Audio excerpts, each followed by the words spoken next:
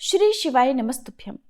जो प्रदोष व्रत शुक्रवार के दिन पड़ता है उसे शुक्र प्रदोष व्रत के नाम से जाना जाता है और माघ महीने के शुक्ल पक्ष में पड़ने वाला प्रदोष व्रत भी इस बार शुक्रवार के दिन ही रखा जाएगा, इसलिए ये शुक्र प्रदोष कहलाएगा। प्रदोष व्रत के दिन भगवान शिव की पूजा अर्चना प्रदोष काल में की जाती है। ये व्रत संतान सुख की प्राप्ति के लिए बहुत उत्तम माना जाता है।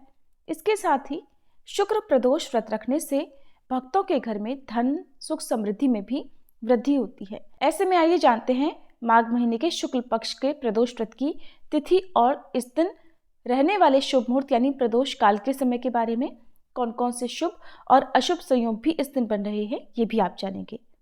इस बार त्रयोदशी तिथि 30 जनवरी दिन शुक्रवार को सुबह 11:10 से शुरू हो रही है और त्रयोदशी तिथि का समापन 31 जनवरी दिन शनिवार को सुबह 8:25 पर होगा।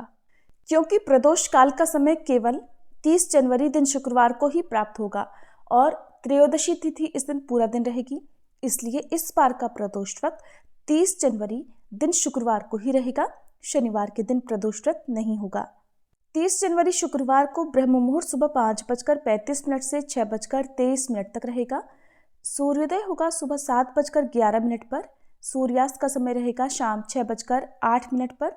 इस दिन मृगशीर्षा नक्षत्र सुबह 5:29 तक रहने वाला है। इसके बाद में आद्रा नक्षत्र प्रारंभ हो जाएगा।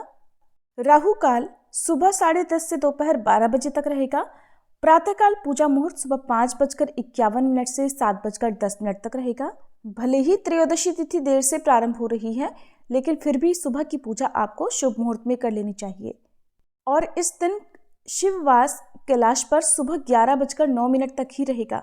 वैसे तो प्रदोष काल में ही आपको मुख्य पूजा करनी चाहिए, लेकिन सुबह के समय आपको जिस समय तक शिववास कैलाश पर रहेगा उस समय तक भी शिवलिंग पर जल, दूध, दही, पंचामृत आदि अर्पित करना चाहिए और विधि विधान से यदि समय हो तो सुबह भी पूजा करनी चाहिए। शिवलिंग पर जल चढ़ाने के बाद दीप जलाएं, अक्षत अर्पित करें, चंदन लगाएं, बेलपत्र, भांग, धतूरा अर्पित करें।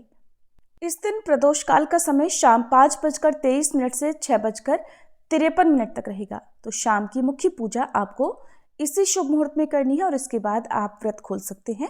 व्रत खोलते समय आप चाहे तो केवल फलाहार ही करें, क्योंकि इस व्रत में नमक या अन्न का त्याग किया जाता है। लेकिन जिनके लिए अन्न के बिना रहना संभव ना हो तो वे लोग सात्विक भोजन भी व्रत खोलने के बाद कर सकते हैं।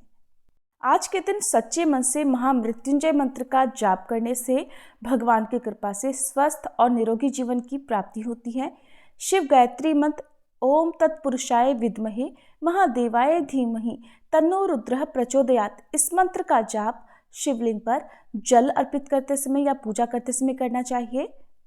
किसी विशेष मनोकामना पूर्ति के लिए इस दिन मंदिर जाकर दूध, दही, घी, शहद, काले तिल आदि सामग्री से शिवलिंग का अभिषेक करें और इस समय में लगातार सच्चे मन से ओम नमः शिवाय मंत्र का जाप करते रहें।